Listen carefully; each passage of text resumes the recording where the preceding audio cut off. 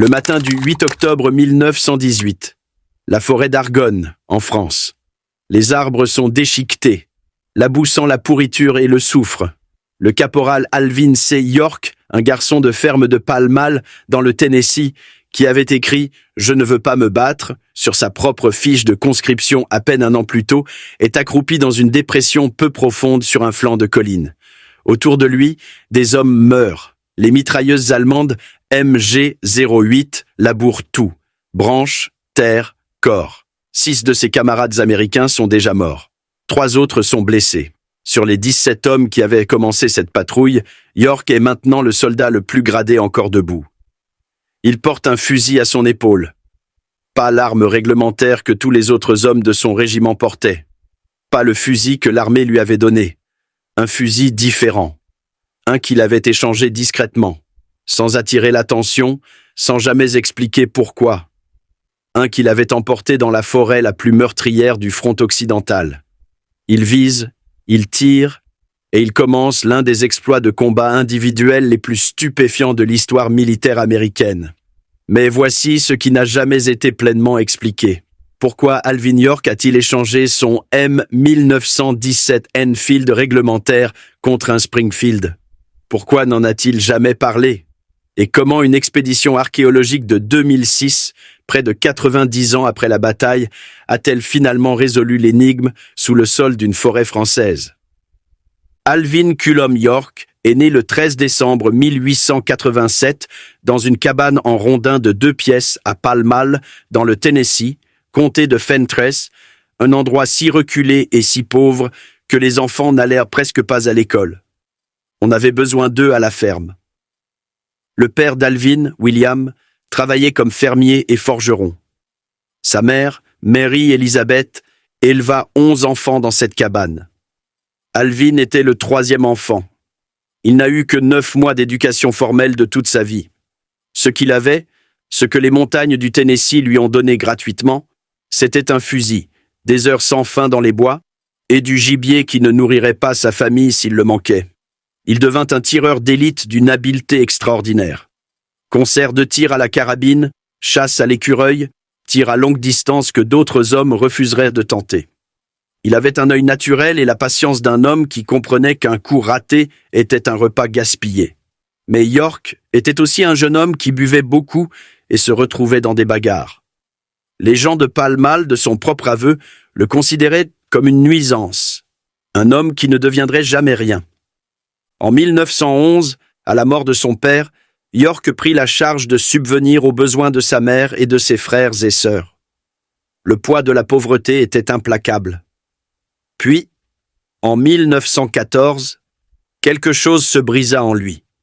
Il assista à une réunion de réveil de l'Église du Christ en Union chrétienne, une petite secte fondamentaliste présente principalement dans l'Ohio, le Kentucky et le Tennessee. L'Église prônait une conduite morale stricte, pas d'alcool, pas de danse, pas de divertissement populaire. Mais plus que cela, elle prêchait le pacifisme. Elle enseignait que la violence était incompatible avec la foi chrétienne. York se convertit. Il rejoignit officiellement l'Église en 1915. Il arrêta de boire. Il arrêta de se battre. Il devint un homme de profonde conviction et de sérieux tranquille. Et puis le monde entra en guerre. L'Amérique entra dans la Première Guerre mondiale en avril 1917. 3 mois plus tard, le 5 juin 1917, Alvin York, 29 ans, était tenu par la loi de se faire recenser pour la conscription. Lorsque le formulaire demanda s'il réclamait une exemption du service militaire et pour quel motif, York écrivit 3 mots de sa propre main. « Oui, je ne veux pas me battre ». C'est l'un des documents les plus remarquables de l'histoire militaire américaine. Pas le défi d'un lâche, pas la dérobade d'un homme cherchant à fuir. Ces 3 mots venaient d'un homme aux prises, en anglais simple, avec une véritable crise morale. York demanda le statut d'objecteur de conscience. Son pasteur, Rosier Pyle, qui était aussi son ami et le receveur des postes locales, soutint la demande, mais le conseil de révision la rejeta. York fit appel. Le conseil rejeta de nouveau, puis encore. 3 refus. L'église à laquelle York appartenait n'était pas officiellement reconnue comme une confession pacifiste légitime, et ainsi le système qui aurait pu protéger des hommes issus de milieux Quakers ou Ménonites ne donna rien à York. En novembre 1917, il fut incorporé et envoyé au camp Gordon, en Géorgie. Il n'avait pas refusé de servir, mais il n'avait pas non plus renoncé à ses convictions. Il continua à faire appel par les voies de militaires appropriées, par la prière, par de longues conversations avec ses officiers supérieurs. Un officier en particulier allait changer le cours de l'histoire. Le major Gonzalo Edward Buxton était lui-même un chrétien dévot. Lorsque le caporal York vint à lui avec son dilemme moral, Buxton ne le congédia pas. Il s'assit avec le jeune fermier du Tennessee et ouvrit la Bible. Les deux hommes passèrent des heures à lire les Écritures ensemble, des passages qui parlèrent de la question de savoir si un homme juste pouvait prendre les armes, si tuer pour défendre des innocents était condamné par Dieu ou exigé par le devoir. York sortit de cette conversation encore troublé. Il rentra chez lui dans le Tennessee en permission. Il grimpa dans les montagnes où il avait chassé depuis son enfance, jusqu'à un affleurement rocheux que les habitants appelaient les Portes Jaunes. Il y pria. Il lutta avec sa conscience, et il revint au camp Gordon changé. Pas un homme sans doute, mais un homme qui avait pris une décision. Dieu, croyait-il, ne lui demandait pas de rester les bras croisés pendant que le mal faisait son œuvre. Il irait à la guerre, il servirait, et il serait le meilleur soldat qu'il sache être. Cette décision le conduisit à un champ de tir, et c'est ici que l'histoire du Springfield commence. Au camp Gordon, Alvin York devint rapidement le tireur d'élite le plus remarqué de son unité. Il était dans la compagnie G du 328e régiment d'infanterie de la 82e division. Et le fusil sur lequel il s'entraînait, le fusil dont il tomba amoureux, était le M1903 Springfield. Le Springfield était le fusil d'infanterie classique américain, introduit en 1903, chambré en point .30-06 Springfield. Il était élégant pour l'époque, un bolt-action profilé avec un canon de 61 cm, un équilibre parfait et des hausses ouvertes qu'un homme pouvait lire aussi naturellement qu'il lisait l'horizon. Pour un chasseur comme York, entraîné depuis l'enfance à juger la distance à l'œil et à tirer avec des hausses métalliques ouvertes, le Springfield était instinctif. Il pouvait sentir où il pointait. Il était, en un sens, le prolongement de tout ce qu'il s'était déjà enseigné dans les collines du Tennessee. Il fut qualifié avec, il l'aimait. Puis la 82e division fut déployée en France et l'armée retira le Springfield. Lorsque les États-Unis entrèrent en guerre, ils firent face à une crise de production. Le M1903 était un excellent fusil, mais les usines américaines ne pouvaient pas le produire assez vite pour armer la force en expansion rapide. La solution vint d'une source inattendue. Un design britannique. Le fusil Pattern 1914 Enfield, développé à l'origine en calibre .276 Enfield, était déjà produit dans les usines américaines, Winchester, Remington, Eddystone, pour l'armée britannique. Lorsque l'Amérique entra en guerre, ces usines modifièrent simplement le design pour la cartouche américaine .30-06 et commencèrent à fabriquer la nouvelle arme à une vitesse extraordinaire. Le résultat fut le US Model 1917 Enfield, et en novembre 1918, environ 75% de tous les soldats américains en France en portaient un. C'était le fusil de combat américain le plus utilisé de la Première Guerre mondiale, pas le Springfield. Le M1917 n'était pas un mauvais fusil. À certains égards techniques, il était supérieur au Springfield. Hausse plus longue, plus précise à distance extrême, action plus robuste. Il contenait même 6 cartouches dans le chargeur au lieu de 5.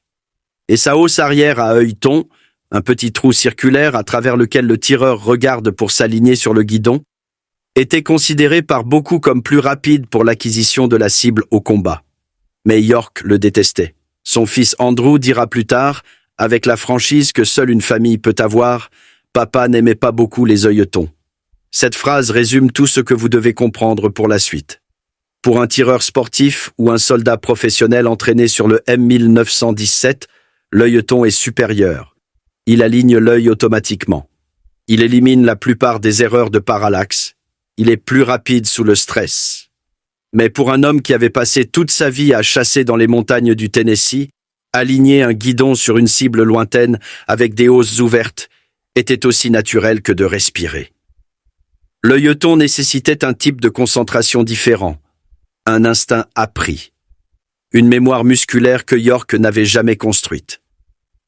Mettez un homme au combat avec une arme dont les visées lui semblent étrangères et vous ne lui donnez pas un outil, vous lui donnez un obstacle.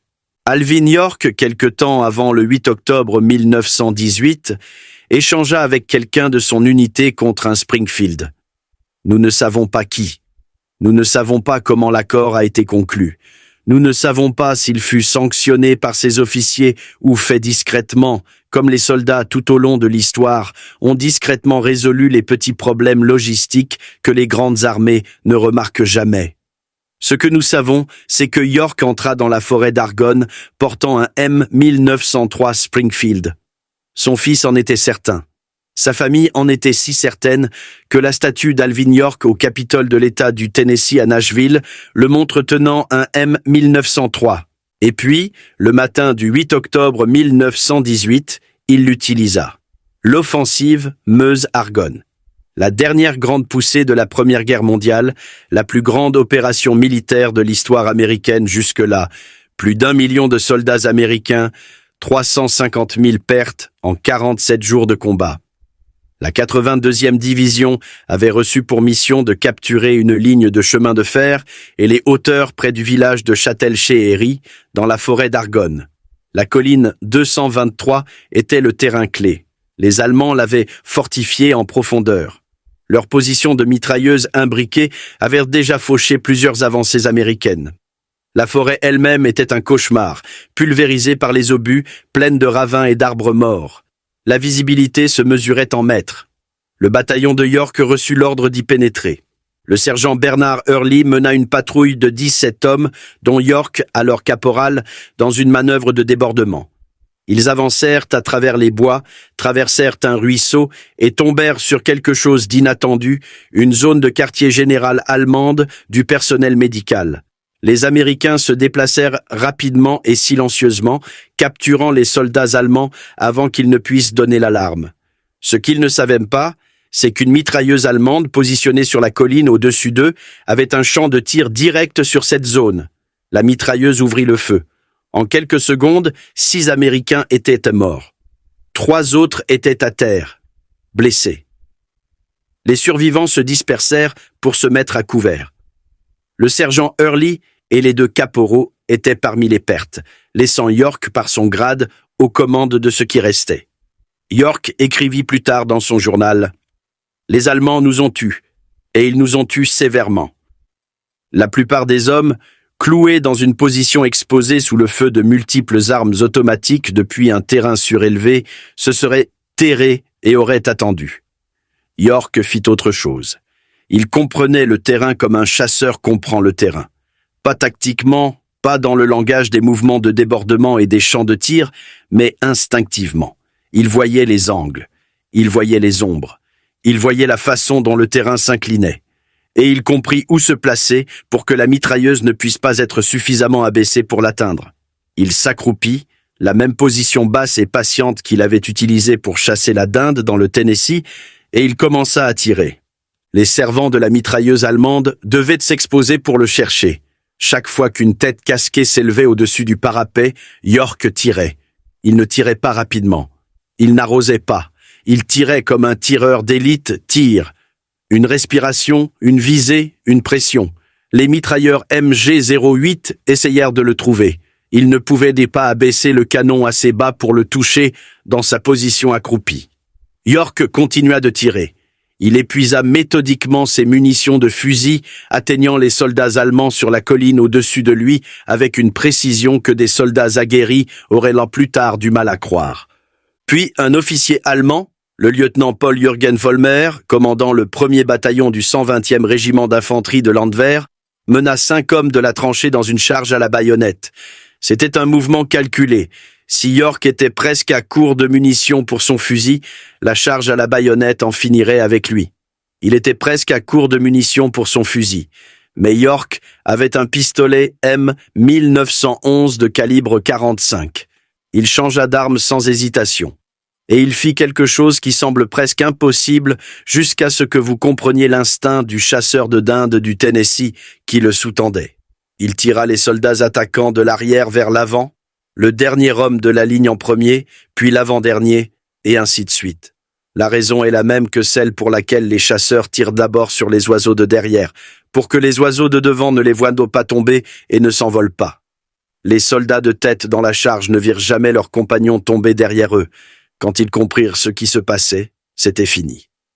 Le lieutenant Vollmer sortit son propre pistolet et le vida sur York. Chaque balle manqua son but.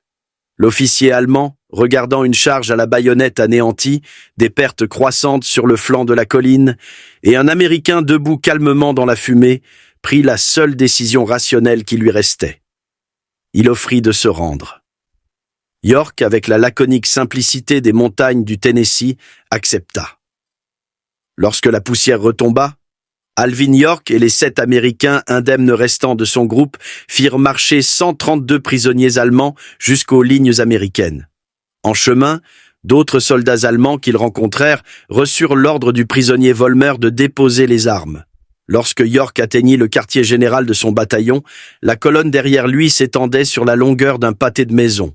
Son commandant de bataillon regarda la colonne de prisonniers et dit que York avait l'air d'avoir capturé toute l'armée allemande. La réponse de York, selon les récits transmis, « Non, je n'en ai que 132 ». Il fut immédiatement promu sergent. La Medal of Honor suivrait, remise par le général John J. Pershing lui-même. La France ajouta la Croix de guerre et la Légion d'honneur. Le New York Times le qualifia de plus grand héros de la guerre. Le général Pershing l'appela le plus grand soldat civil de la Première Guerre mondiale.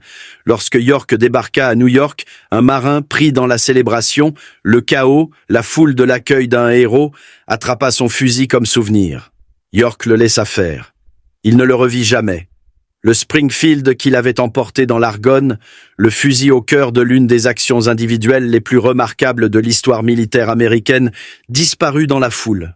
York ne parla jamais publiquement du fusil qu'il avait porté. Il ne confirma jamais que c'était un Springfield. Il ne confirma jamais l'échange.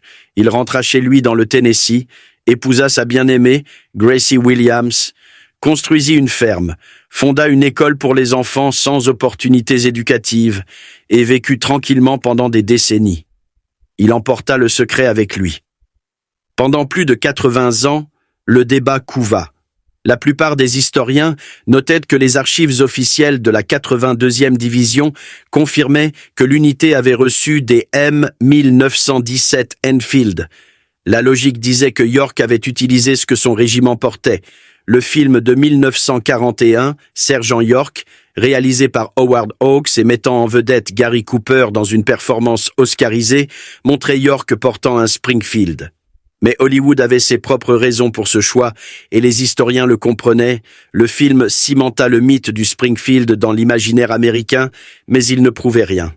La famille insistait. Le fils d'Alvin, Andrew, maintenait l'inconfort de son père avec les œilletons et son échange pour un Springfield. La statue à Nashville montrait un M1903, mais la mémoire familiale n'est pas une preuve forensique. Puis, en 2006, un colonel à la retraite de l'armée américaine nommé Douglas Mastriano décida de découvrir la vérité. Mastriano avait passé des années à faire des recherches sur l'histoire de York, consacrant finalement 2000 heures au projet, dont 1000 heures dans les archives militaires allemandes et 1000 heures de recherche sur le terrain dans la forêt d'Argonne elle-même. Il était méticuleux. Il étudia les registres régimentaires allemands, recoupa les histoires des unités américaines, analysa le terrain de l'engagement sous tous les angles, et puis il creusa. Sur un flanc de colline près de Châtel-Chéhéry, l'équipe de Mastriano trouva ce que le sol gardait depuis près de 9 décennies. 46 douilles de fusil .30-06, 23 douilles de pistolet .45 ACP, enfouies à 5 ou 10 cm dans le sol français. Les cartouches furent analysées de manière forensique. Les résultats étaient sans ambiguïté. Les douilles de 30-06 présentaient les caractéristiques de rayures d'un canon de M1903 Springfield, pas d'un M1917 Enfield. Le Springfield a un motif de rayures à 4 rainures avec torsion à droite. Le M1917 a une torsion à gauche à 5 rainures. Les douilles racontèrent l'histoire que York n'avait jamais racontée. Il avait utilisé le Springfield.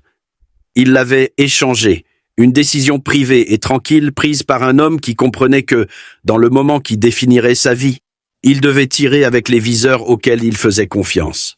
L'analyse forensique confirma également le récit tactique. Les 23 douilles de .45 ACP placèrent la position de York exactement là où son récit la décrivait, montrant le pistolet utilisé à courte distance et en séquence rapide, cohérent avec la charge à la baïonnette. Le motif des 46 douilles de 30-06 montrait York se déplaçant méthodiquement, tirant depuis une position accroupie, travaillant ses tirs à travers les positions de mitrailleuses allemandes au-dessus. Les recherches de Mastriano furent publiées en 2014 dans son livre Alvin York, A New Biography of the Hero of the Argonne, publié par University Press of Kentucky. Il reçut le prix William E. Colby 2015 pour une contribution majeure à la compréhension de l'histoire militaire. Après près d'un siècle, le sol avait répondu à la question. Pourquoi cela importe-t-il ?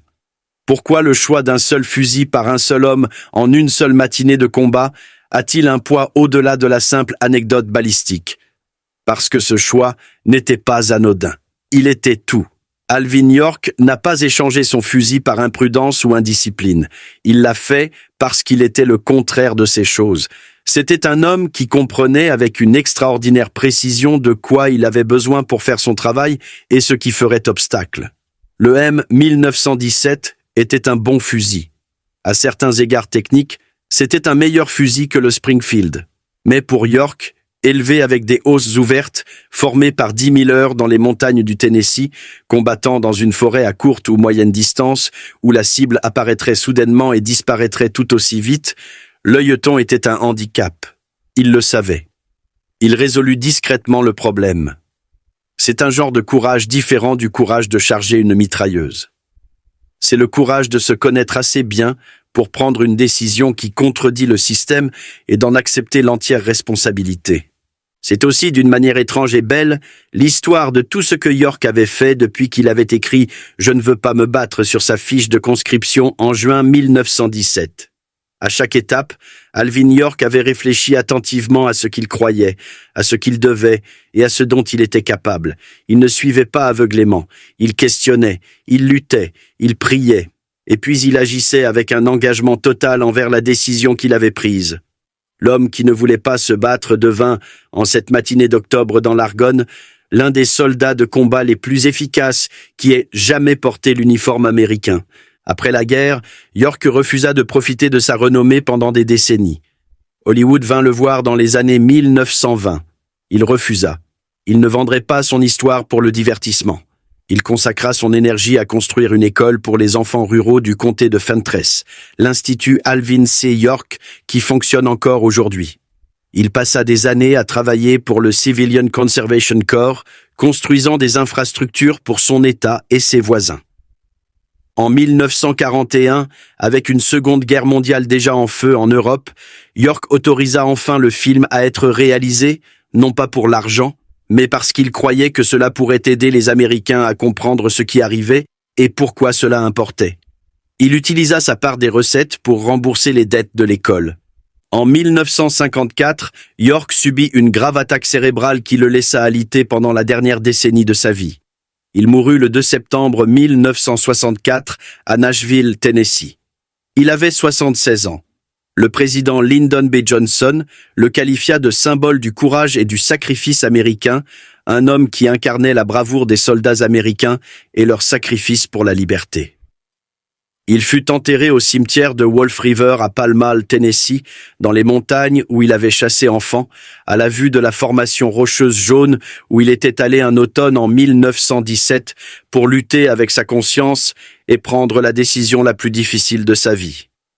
Le Springfield qui répondit à la question a disparu, pris par un marin sur un quai de New York, perdu pour l'histoire avant que l'histoire ne sache qu'il devait être préservé. Le fusil qui a gagné la Medal of Honor n'existe plus que dans des douilles en laiton enfouies sous une colline française, dans des témoignages familiaux préservés sur 3 générations et dans les marques serrées de rayures à 4 rainures que l'équipe de Douglas Mastriano a lues dans le sol de l'Argonne. Alvin York a échangé son fusil parce qu'il se connaissait. Il savait ce dont ses yeux avaient besoin, il savait en quoi ses mains avaient confiance. Et quand le moment est venu, quand les mitrailleuses ont ouvert le feu, quand 6 hommes étaient morts, quand il était le dernier homme debout avec une quelconque autorité, il s'est levé pour y faire face avec tout ce qu'il s'était préparé à être. Il a emporté le secret dans sa tombe parce qu'il était au fond un homme humble. Il n'a jamais voulu être un héros. Il n'a jamais voulu les défilés, le film ou les gros titres. Il voulait rentrer chez lui dans le Tennessee et faire ce qui était juste pour ses voisins. Mais le sol s'en souvenait, et maintenant nous aussi.